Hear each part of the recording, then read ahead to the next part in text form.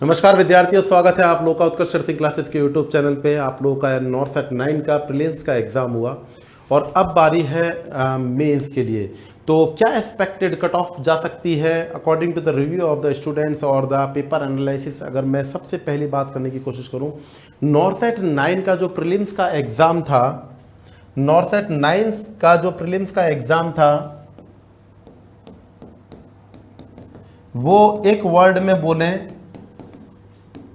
तो मॉडरेट था। ठीक है, मॉडरेट पेपर इसलिए बोल सकते हैं, मॉडरेट था। मॉडरेट इसलिए बोल सकते हैं क्योंकि इस पेपर के अंदर आप लोगों को सिनेरियो भी देखने को मिला, लेंथी क्वेश्चन सीरीज भी देखने को मिली, और बोले तो वन लाइनर कंसेप्ट के क्वेश्चंस भी आप लोगों को देखने को मिले, और अगर बोले तो एक प्रकार का एवरेज पेपर बनाया गया था। एवरेज हमारे पास में तकरीबन 3500 से 3800 से लेकर के 4000 तक की जो वैकेंसी एवरेज बोल रहा हूं मैं, 3+ जो भी अपन के पास वैकेंसी, इसके 5 गुना अपन के स्टूडेंटों को लिया जाएगा। तो तकरीबन अपन मान ले कि 3500-4000 अगर वैकेंसीज हैं तो तकरीबन इसके 5 गुना अपन के स्टूडेंटों को लिया जाएगा। तो इस आधार पे अगर अपन बोले कि आगे अपन को किस प्रकार से तैयारी करनी है और कितने स्टूडेंटों को इस पे कंटिन्यूसली तैयारी करनी चाहिए, मैं बोलूं अगर आप लोगों को कि ये पेपर मॉडरेट था। मॉडरेट का मतलब एक प्रकार से ये जो पेपर था वो एवरेज था। प्रीलिम्स में हम लोग एक्सपेक्टेड करते हैं वन लाइनर ट्रिकी क्वेश्चंस के ऊपर, लेकिन अगर बात करें कि यहाँ पर जो पेपर आया वो मॉडरेट आया, और मॉडरेट के अंदर अपन बोले कौन कौन से सब्जेक्टों को कवर किया।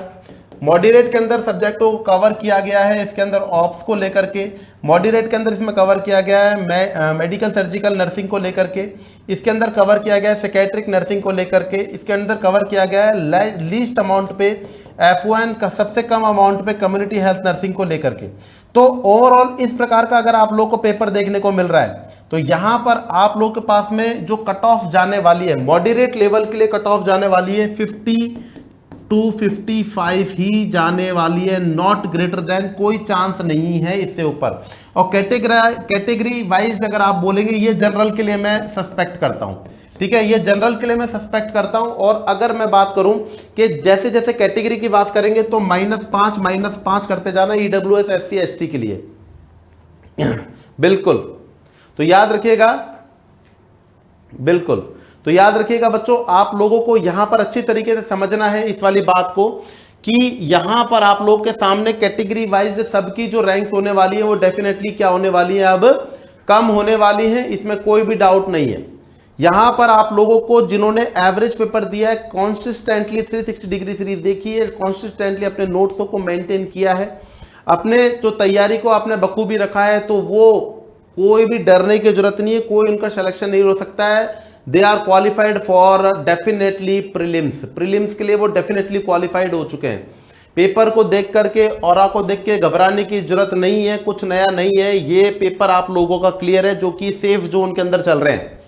प्लस अगर गए हैं तो भी घबराने की जरूरत नहीं है, बहुत अच्छी बात है। और अगर माइनस गए तो कैटेगरी वाइज मैं प्लस माइनस भी बोल दूं ना तो 50 के आसपास का भी बेटा सिलेक्शन का चांसेस रहेगा। 50 से 55 पे तो 100%, जहां तक मुझे लगता है, मैं अपना अज्यूम्पशन बता रहा हूं, 100% बच्चों यहां पर आप लोगों को तैयारी शुरू कर देनी है मेंस के लिए। नॉर्सेट मेंस के अंदर कोई ज्यादा टाइम नहीं है। नॉर्सेट मेंस के अंदर आप लोग क्वालिफाई हो चुके हैं। एवरेज जो आपके सामने सीट रखी गई है उसकी 5 गुना स्टूडेंटों को लेने वाले हैं। इसका मतलब प्रीलिम्स की तो आपकी टेंशन खत्म हो चुकी है। अब बात करें मेंस के लिए, तो मेंस के लिए 160 क्वेश्चंस को बेटा आप लोगों को कवर अप करना है। जो पेपर प्रीलिम्स में कम पूछा गया है वो ज्यादातर पूछे जाने की उम्मीद रहेगी मेंस के अंदर। मतलब फंडामेंटल ऑफ नर्सिंग आ गया भैया, दूसरे नंबर पे मेडिकल सर्जिकल नर्सिंग आ गया, तीसरे नंबर पे चाइल्ड हेल्थ नर्सिंग भी आ रहा है भैया, याद रख लेना, समझ रहे हैं, चाइल्ड हेल्थ नर्सिंग भी आ रहा है। चौथे नंबर पे ऑप्स आ रहा है, और 5वें नंबर पे साइकियाट्रिक कम मात्रा में देखने को मिलेगा, कम्युनिटी कम चल ही रहा है। यहां पर बेसिकली आप लोगों को फोकस करना है इन सब्जेक्टों के ऊपर। अब क्या पढ़े क्या नहीं पढ़े, तो भैया मैंने ये बोलूंगा कि जो पढ़ाई जिस पैटर्न पे चल रहे हैं उसको सबसे पहले तो रेगुलर रखें। जिसकी जो भी पढ़ाई चल रही है उसको रेगुलर शेड्यूल के ऊपर रखना है। रेगुलर शेड्यूल को दोबारा से बना लीजिएगा। एक दिन की नींद आई थिंक काफी होगी। अब आप लोगों ने नींद भी निकाल ली होगी और डेफिनेटली अब आप लोगों को अपनी तैयारी को रेगुलर शेड्यूल के ऊपर तैयार कर देना है। शेड्यूल बता दिया, जिस प्रकार से आप लोगों ने पढ़ाई करी है 10 से 12 से 14 घंटे उसी शेड्यूल के ऊपर आ जाइएगा। अब उसके बाद में पढ़ना क्या है वो भी बता दिया मैंने आप लोगों को, जो आप सब्जेक्टों को रेगुलरली पढ़ा है उसी को कवर अप करना है। क्या थ्योरी पढ़नी है? थ्योरी नहीं पढ़नी है। तो फिर क्या करना है, जो आपकी कमी रही है, वीकनेस रही है, उसको सुधारने की कोशिश करना है। वीकनेस को बेटा थोड़ा कम करने की कोशिश करनी है। जो भी आप लोग बुक प्रिफर कर रहे हैं उसी बुक को आप लोग कंटिन्यू करेंगे, कोई भी प्लस माइनस नहीं करेंगे बच्चों। जो बुक आप सॉल्व कर रहे हैं वो करेंगे। थोड़े से आप लोगों को बस सिनेरियो कंडीशंस को ज़्यादा समझने की कोशिश करनी है, प्रैक्टिस ज़्यादा करनी है और बी मेंटली प्रिपेयर रहना है कि सेगमेंट वाइज पेपर आने वाला है, आने वाला भी। सेगमेंट का मतलब सेगमेंट में पेपर खुलेगा, 160 क्वेश्चन आएंगे, सेगमेंट में खुलेगा। और सेगमेंट में अगर सिनेरियो आता है तो किस प्रकार से शॉर्ट एंड स्वीट टाइम के अंदर उस 8 लाइन के सिनेरियो में से एक वर्ड पकड़ करके और आंसर कैसे निकाला जाता है, उसके ऊपर कमांड हासिल करनी है। मैक्सिमम आप लोगों को जो बुक्स आपने कवर कर रहे हैं उस बुक को रेगुलर रखना है। सिनेरियो बेस्ड बुक को बेसिकली प्रेफर करना है। सिनेरियो बेस्ड बुक को बेसिकली क्या करना है, आप लोग को प्रेफर करना है। और संग में बच्चों आप लोग भी जो भी तैयारी कर रहे हैं टेस्ट सीरीज से लेकर के और जो भी क्लास ले रहे हैं उसको यूजुअली कंटिन्यू करना है। जो कमी देखने को मिली उसके ऊपर वर्क करना है। जो कमी देखने को मिली है उसके ऊपर डेफिनेटली आप लोग को वर्क करना है कि अब ये गलती नेक्स्ट के अंदर नहीं हो, इसको आप लोग को याद रखना है। दोबारा बोल देता हूं बच्चों, जिन बच्चों का आप लोग के सामने कितना आ चुका है, जिन बच्चों का आप लोगों के सामने 50 अगर आप लोग के पास में प्लस जा रहा है तो वो एग्जाम मेंस के लिए क्वालिफाई हो गए हैं। चिंता करने की 1% भी आप लोगों को जरूरत नहीं है। यहां पर याद रखिएगा, आप लोगों को 1% भी जरूरत नहीं है चिंता करने की। आप लोग क्वालिफाई कर चुके हैं, अब आप लोग को मेंस की तैयारी करनी है। अब कुछ ऐसे बच्चे बचे जिनका प्रीलिम्स में भी प्लस माइनस आता रह रहा है, तो वो क्या करेंगे, क्या बैठ करके वेट करेंगे? नहीं, हमको रुकने का नहीं, थकने का नहीं, लाइफ में चलते रहने का।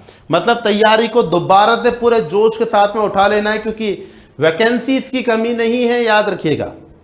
अगर प्रीलिम्स उनको दिख गया है कि बाहर निकल गए हैं, कि हम प्रीलिम्स से आउट हो चुके हैं, तो फिर अब क्या करना है? तो भैया याद रखिएगा बच्चों, आप लोगों को प्रीलिम्स अगर आउट हो रहा है तो आप लोग पूरे विश्वास के संग में याद रख लीजिएगा कि अब हथौड़ा मारने का टाइम आ चुका है, पूरे विश्वास के संग में, and ready to fight with the other exams.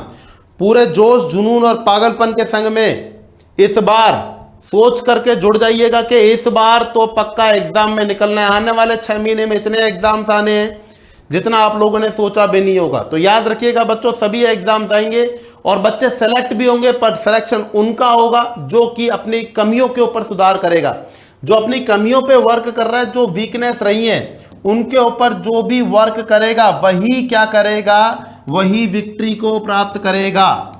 वही क्या करेगा बच्चों, विक्ट्री को प्राप्त करेगा। याद रखिएगा बच्चों, समझ रहे हैं? वही क्या करेगा, विक्ट्री को प्राप्त करेंगे बच्चों, याद रख लेंगे। याद रखिएगा बच्चों, समझ रहे हैं?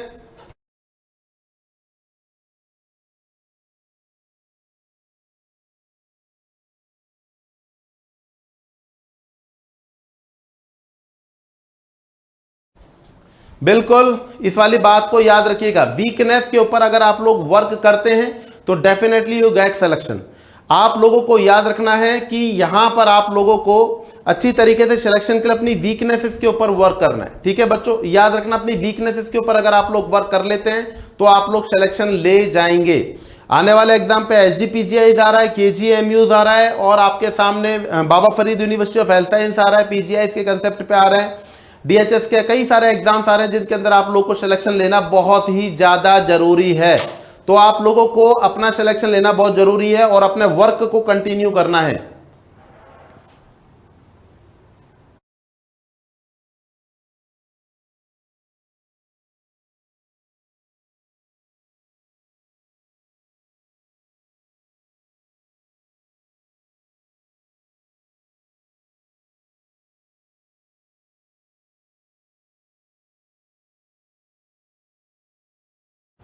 तो बच्चों, अब मैं लास्ट में जाकर के यही बात आप लोगों से कहूंगा कि अब रुकने का नहीं है, थकने का नहीं है। प्रीलिम्स आप लोग का क्लियर हो चुका है, 50+ अगर आप लोग ला रहे हैं तो घबराने की जरूरत नहीं है, वेट नहीं करना है कि रिजल्ट कब आएगा कब नहीं आएगा। रिजल्ट आने वाला है, आप लोगों का नंबर उसमें अंदर आने वाला है। अपने विश्वास को बनाए रखिएगा और विदाउट वेस्टिंग का टाइम कंटिन्यूसली पढ़ाई को स्टार्ट कर दीजिएगा। जिस पैटर्न पे आप लोग काम कर रहे हैं उसी पे कंटिन्यू करें। जो वीकनेस आप लोगों को देखने की कोशिश करी है उसको सुधार करके, उसको अवॉइड करके आगे बढ़ने की कोशिश करें। रेगुलर पैटर्न के ऊपर जो मैं आप लोगों की क्लास ले रहा हूँ 360 डिग्री सीरीज, उसके ऊपर आप लोगों को वर्क करना है। डेली आप लोगों को क्लासेस लेनी है ताकि यहां पर अगर वन लाइनर क्वेश्चन या कंसेप्ट बेस्ड या ट्रिकी बेस्ड या फिर सिनेरियो बेस्ड कोई से भी क्वेश्चन आते हैं तो आप लोग डेफिनेटली उसको कवर अप कर पाए। ठीक है, और जो बच्चे लूज हो चुके हैं या फिर जो बच्चे नई तरीके से जुड़ रहे हैं तो उनके लिए आपको याद रखना है बच्चों कि यहां पर आप लोग के सामने उत्कर्ष ऐप में नर्सिंग एग्जाम पर आज लास्ट डे 13 से 15 सितंबर, मतलब 15 सितंबर आज है और आज लास्ट डे आप लोग के लिए सेल अवेलेबल है। जो ऑलरेडी एग्जिस्टिंग पेड यूजर्स है उनके लिए 23% UC23 कोड के ऊपर उत्कर्ष ऐप में नर्सिंग के सभी ऑनलाइन कोर्सेज पर आप लोग को डिस्काउंट मिल रहा है 23% का। किसके लिए? जो कि बच्चे ऑलरेडी एक्टिव पेड यूजर्स हैं। और जो बच्चे नए ऐप को नया कोर्स खरीदना चाहते हैं उनके लिए 13% का डिस्काउंट मिलेगा UC13 कोड अप्लाई करने पे। तो रुकना नहीं है, थकना नहीं है और मौका चूकना नहीं है। एनरोल करना है अभी का अभी अपने बैचेस के अंदर। Thank you so much. जय हिंद।